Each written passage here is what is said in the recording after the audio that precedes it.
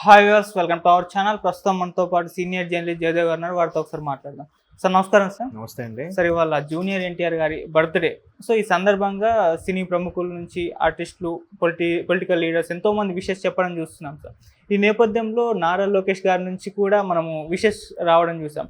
అయితే గత కొంతకాలంగా వీళ్ళ ఫ్యామిలీ మధ్య వివాదాలు ఉన్నాయని చెప్పేసి ఎన్నో న్యూస్ ఛానల్లో ఆర్టికల్స్ రావడం ఇవన్నీ కూడా చూసాం. ఈ నేపథ్యంలో ఆయన ట్వీట్ చేయడం కాస్త అందరినీ కూడా ఆశ్చర్యానికి గురి చేసింది. మరి మీరేం చెప్తారు వీటి గురించి? అలాగే సినీ జర్నీ గురించి, ఎన్టీఆర్ గారి సినీ జర్నీ గురించి కూడా ఆయన బర్త్డే నేపథ్యంలో చెప్పండి సార్. ముందుగా నందమూరి తారక రామారావు గారికి జన్మదిన శుభాకాంక్షలు. అయితే ఎన్టీఆర్ అసలు ఆల్రౌండర్. ఇది రాదు, ఇది చేయలేదు, ఇది బాగా చేయడు, ఇది అన్నీ బాగుంటాయి కానీ ఇది ఒక్కటే రాదు, అట్లా మిగతా అందరి హీరోలకి ఏదో ఒక డ్రాబ్యాక్ ఉంటుందేమో కానీ ఎటువంటి డ్రాబ్యాక్ లేని యాక్టరు ఎన్టీఆర్. అసలు అంటే నేను చాలామంది విశ్లేషకులు కానీ అంటే విమర్శకులు కూడా పోగిన సందర్భాలు ఉన్నాయి ఎన్టీఆర్ గారికి. తాతగారు ఉనికిని పుచ్చుకొని పుట్టిన నటుడు తిరుగుండదు అన్నట్టుగా అన్నారు. అట్లాగే ఆయన పెర్ఫార్మెన్స్ కానీ, ఆయన బిహేవియర్ కానీ, ఆయన యాటిట్యూడ్ అలాగే ఉంటుంది. సో అటువంటి తారక రామ్ ఏదో పార్టీకి సంబంధించి లేదా టీడీపీకి సంబంధించి ఏదో కొంచెం దూరంగా ఉన్నారు, రకరకాల వార్తలు వచ్చాయి. ఈ మధ్యకాలంలో డెవిల్ సినిమా రిలీజ్ అయినప్పుడు కళ్యాణ్ రామ్ గారికి జర్నలిస్ట్ అడిగినప్పుడు, మీరు మీ బ్రదర్ ఎన్టీఆర్ క్యాన్వాసింగ్ కానీ ఎన్నికల పోటీ చేయడానికి సంబంధించి వెళ్ళిపోతున్నారంటే, ఇది తమ్ముడితో డిస్కస్ చేసి చెప్పాలండి. చెప్పలేను, ఎందుకంటే బిజీ స్టారు. ఆల్రెడీ వరుసగా హిట్లు, RRR తర్వాత దేవరా సినిమా, అది 2 పార్ట్లు. తర్వాత వార్ బాలీవుడ్ సినిమా హృతిక్ రోషన్ గారితో ఉంది, అదొకటి ఉంది. తర్వాత ప్రశాంత్ నీల్ సినిమా ఒకటి ఉంది. ఇన్ని చేసినప్పుడు ప్రతిదీ దానికి mock drills, pre production work, story వినడము, దాని గురించి డిస్కషన్లు, అగ్రిమెంట్లు, ఒకటి కాదు లొకేషన్ ఇవి, ఆ కాల్ షీట్లు తీసుకోవడము, ఇన్ని ఉంటాయి కదా. వాటి మీద ఎప్పుడు ఇది అవుతాడు? ఒకవేళ ఆయన క్యాన్వాసింగ్కి వచ్చినా సుమారుగా 2 నెలల పాటు తీసేయాలి. 2 నెలల పాటు క్యాన్వాసింగ్ వచ్చాడు అనుకుందాం. ఇదంటే 60 రోజులు ఎంత వాల్యుబుల్ పీరియడ్ ఆయనకి. ఆయనకున్న స్టార్ ఇమేజ్కి ఎంతమంది ప్రొడ్యూసర్లు సినిమాలు ఆపుకోవాలి అటు క్యాన్వాసింగ్కి వెళ్తే.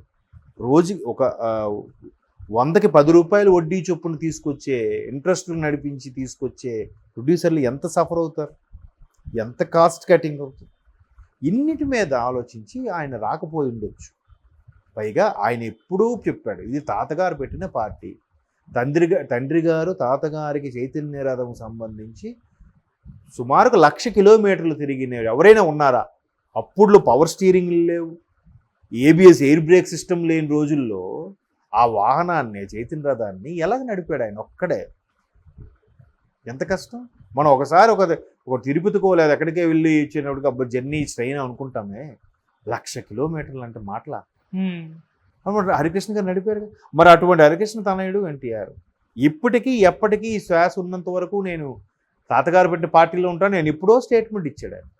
2009 ఎన్నికలకు ముందు కూడా ఆయన క్యాన్వాసింగ్ కూడా తిరిగాడు కదా, తాతగారులాగా కాకి బట్టలు వేసుకొని కూడా. సో అందుకు ఆయన ఎప్పుడూ టీడీపీ కార్యకర్తే. తర్వాత టీడీపీ లీడర్ అవుతారు, ఎప్పుడుకో అవుతారు, ఖచ్చితంగా టైం ఉంది దానికి.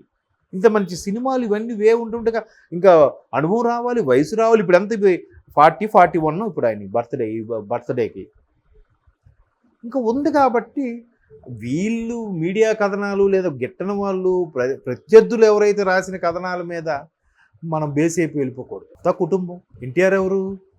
లోకేష్కి స్వయాన మేనమామ కొడుకు. ఎన్టీఆర్కి లోకేష్ ఏమవుతారు? స్వయాన మేనత్త కొడుకు. అంతేనా? భువనేశ్వర్ గారు ఎవరు? హరికృష్ణ గారు అక్క చెల్లెలేగా, ఎక్కడ రిలేషనే కదా, ఎక్కడ కాకుండా పోతారు వీళ్ళు.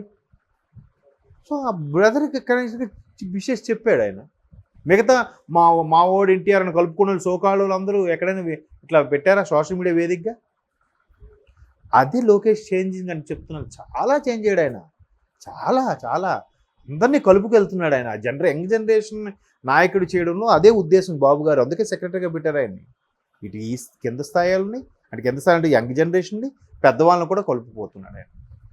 సో ఎన్టీఆర్కి విషయం చెప్పారు ఎక్స్ వేదికగా, చాలా మంచి ఆయన, బాగుంది కదా. ఆయనతో పాటు మిగతా హీరోలు కూడా చెప్పారు. ఇప్పుడు రామ్ చరణ్ గారు మేబీ రామ్ చరణ్ గారి బర్త్డే సంథింగ్, ఎన్టీఆర్ గారి మిస్సెస్ బర్త్డే ఒకరోజు పక్క రోజులో అంట. వీళ్ళు వెళ్ళగానే ఫస్ట్ రామ్ చరణ్ వచ్చి ఎన్టీఆర్ని తీసుకెళ్ళిపోతాడంట తన బర్త్డేకి. లక్ష్మీ ప్రణీత గారి బర్త్డే కూడా ఉండకుండా అంత ఫ్రెండ్లీగా ఉంటారు. బయట జనాలకు ఎలా ఉంటుంది, నందమూరి ఫ్యామిలీ మెగా ఫ్యామిలీ అంటే పడదు. ఎవరు చెప్పారు? వాళ్ళు క్లోజ్ ఫ్రెండ్స్. వీళ్ళిద్దరితో పాటు మహేష్ బాబు కూడా బాగా క్లోజ్గా ఉంటాడంట. వీళ్ళు ముగ్గురు మంచి ఫ్రెండ్స్ అంటే ఇండస్ట్రీలో. RRR కూడా దోస్తి అని పాటకి అర్థంలో వచ్చేలాగా ఇద్దరు యాక్ట్ చేశారంటే బయట కూడా నిజమైన ఫ్రెండ్స్ కాబట్టి సినిమాలో కూడా వాళ్ళకి ఈజీ అయిపోయింది. వాళ్ళు విషెస్ చెప్పారు. బన్నీ అయితే బావా అని పిలుచుకుంటారు, బన్నీను రామ్ చరణ్. అలాగే మనోజు రామ్ చరణ్ మళ్ళీ క్లోజు, రామ్ చరణ్ మనోజు ఎన్టీఆర్ క్లోజ్గా ఉంటారండి. అందరూ ఇక్కడ ఫ్యాన్స్ మాకు పడదు ఇది పడదు అని గొడవలు ఇవన్నీ వాళ్ళకి అదేం ఉండదు. ఇకపోతే పార్టీ పరంగా కూడా ఆయన ఎప్పుడైనా సిద్ధమే పార్టీ పిలిస్తే. బట్ ఆయన కెరీర్ అక్కడ ఉంది. ఇప్పటికే కొన్ని సినిమా ఆల్రెడీ అట్లీ సినిమా ఒకటి రెడీగా ఉందంట. మళ్ళీ తర్వాత ఎన్టీఆర్ త్రివిక్రమ్ గారి సినిమా కూడా ఒకటి రెడీగా ఉందంట. ఏది దేవర అవ్వాలి, రెండో పార్ట్ ఇంకా దేవర 1 ఇంకా అయింది, దేవర 2 అవ్వాలి, వార్ 2 అవ్వాలి. ప్రశాంత్ నీలేజ్ ఆయన పేరు మన KGF డైరెక్టర్, ఆయన మూవీ ఒకటి ఉంది. ఇంకెన్ని త్రివిక్రమ్ గారి మూవీ ఒకటి స్టోరీ విన్నాడంట. ఇవన్నీ ప్రాజెక్టులు ఉన్నాయి కదా. మరి ప్రొడ్యూసర్లకి ఎంత నష్టం, దాని మీద ఎంతమంది డిపెండ్ అయి ఉంటారు, ఇవేం ఆలోచించక్కర్లేదా? కాబట్టి పార్టీ అవసరమైనప్పుడు దానికి కేవలం వాడుకుంటుంది. ఆయన సిద్ధంగా ఉంటాడు ఎప్పుడైనా సరే. కాదు మేము నందమూరి కుటుంబంలో కాదు, మేము టీడీపీకి వెళ్ళము అని ఎక్కడైనా స్టేట్మెంట్ ఇచ్చాడు ఆయన? రానుగా స్టేట్మెంట్ ఇచ్చాడు. ఎవరికి వాళ్ళు పొరపాటున ఖండించినా దీన్ని ఇంకోలా మార్చేస్తారు. అవునా? అందుకు భయంకో లేదంటే మీ సోషల్ మీడియాతో ఎందుకులే లేనిపోయిన తలనొప్పి పడుకున్నారు, ఎక్కడ మాట్లాడట్లేదు, కాముగా ఉన్నారు. దాన్ని కాముగా ఉండడం కూడా మౌనం అంగీకారం, ఈయన ఏమనట్లేదు కాబట్టి మనం రాసేసుకోవచ్చు అనమాట. రాసేసుకుంటున్నారు. వాళ్ళు చూసి నవ్వుకుంటున్నారు. రాసుకోండి మరి మా మీద మీరు బతుకుతున్నారు కదా, బతకండి అన్నట్టుగా చూస్తున్నారు. అది కాబట్టి లోకేష్ గారికి ఎన్టీఆర్ గారికి ఏమి పొరపచ్చాలు లేవు. అలాగే నందమూరి ఫ్యామిలీకి నారావారి ఫ్యామిలీకి పొరపచ్చాలు ఏం లేవు. అంత కుటుంబమే. మరి అక్కడ పార్టీ నిజంగా చంద్రబాబు గారు అప్పుడు హ్యాండ్ ఓవర్ చేసుకోకపోతే ఇప్పటికి పార్టీ ఉండేదా? ఎన్టీఆర్ గారి తర్వాత ఎవరు నడిపించారు? మరి చాలామంది విశ్లేషకులు చెప్పారు కదా ఈ అంశం మీద. దీన్ని తెరవైన కొన్ని బ్యాడ్గా కూడా మాట్లాడారు. కానీ ఈరోజు ఆలోచిస్తే ఆ రోజు ఈయన టేక్ ఓవర్ చేసుకోకపోతే ఈ రోజుకి పార్టీ ఉండేదా అనేది క్వశ్చన్ మార్కే. మరి నడుస్తుంది కదా. వీళ్ళు కూడా సయోధ్యగా తిరుగుతున్నారు కదా. కథలు కార్యాలు మధ్యలో ప్రైవేట్ పార్టీల్లో వాళ్ళ ఫ్యామిలీ రిలేషన్లో కథలు కార్యాలైనప్పుడు మొన్న ఆ మధ్యన వీడియోస్ కూడా వచ్చాయి. కళ్యాణ్ రామ్ గారు బాలయ్య గారు చిన్నమ్మాయి ఫొటోస్లోను, లేదా ఎన్టీఆర్ గారు బ్రాహ్మణ్ గారు ఏదో సందర్భంలో ఎదురు పడ్డారని ఇవన్నీ చూస్తున్నాం కదా. ఇవంతా ఒకటే కుటుంబం, బ్రదర్ అండ్ సిస్టర్స్. వాళ్ళు ఎన్ని కాకుండా బ్లడ్ రిలేషన్స్ కాకుండా అయిపోతారు. పైగా తాతగారు పెట్టిన పార్టీ కాకుండా ఇంకెవడైనా పార్టీ మారిపోవచ్చేమో కానీ ఎన్టీఆర్ గారు లోకేష్ గారు లాంటి వాళ్ళు పార్టీ మారడానికి ఛాన్స్ లేదు. ఇప్పుడు బీఆర్ఎస్ నుంచి ఎవరైనా వెళ్ళిపోవచ్చు కాంగ్రెస్కి బీజేపీలోకి, కానీ కేటీఆర్ గారు వెళ్ళగలరా?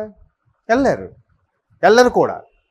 అలాగే లోకేష్ గారు ఎన్టీఆర్ గారు వెళ్ళరు, ఎప్పటికీ అందులోనే ఉంటారు. సో సయోధ్య మిత్రులు రిలేషను విషెస్ చెప్తాడు, అని తప్పేం లేదు. సో అలాగే ఆయనతో పాటు మనం కూడా మరొకసారి విషెస్ చెప్దాం. ఓకే. కాబట్టి ఇవన్నీ అపోహలే. వాళ్ళు ఏంటంటే ఏం మాట్లాడితే ఏమొస్తుందని చెప్పి మాట్లాడకుండా సైలెంట్గా ఉన్నారు. కానీ all happy. So once again happy birthday to young tiger. ఇప్పుడు కూడా ఆల్రెడీ పోలీసు రిలీజ్ చేశారు ఫొటోస్ అంటున్నారు, కానీ ఏ పరంగా రిలీజ్ చేశారు అది ఇంకా పూర్తి సమాచారం లేదు. బట్ రేవ్ పార్టీ అన్నట్టు మీడియాలో కథనాలుగా వచ్చేస్తున్నాయి. బట్ నటి హేమ గారి పేరు వచ్చింది అని అంటే ఏ పరంగా వచ్చింది అనేది కొద్ది రోజులు ఇన్వెస్టిగేషన్ అయితే కానీ క్లారిటీ రాదు. మేబీ ఎవరైనా ఇందులో కేసు వేసి మేము ఇలాగ వెండి ఆన్ స్క్రీన్ మీద ఉండే వాళ్ళం మాకు ఇబ్బంది కలుగుతుంది, మాకు కొద్దిగా మీడియాలో కథనాలు రాకుండా రక్షణ కల్పించండి అంటే బ్రేక్ వేయచ్చు, కోర్టు తీర్పిచ్చింది దాని ప్రకారం.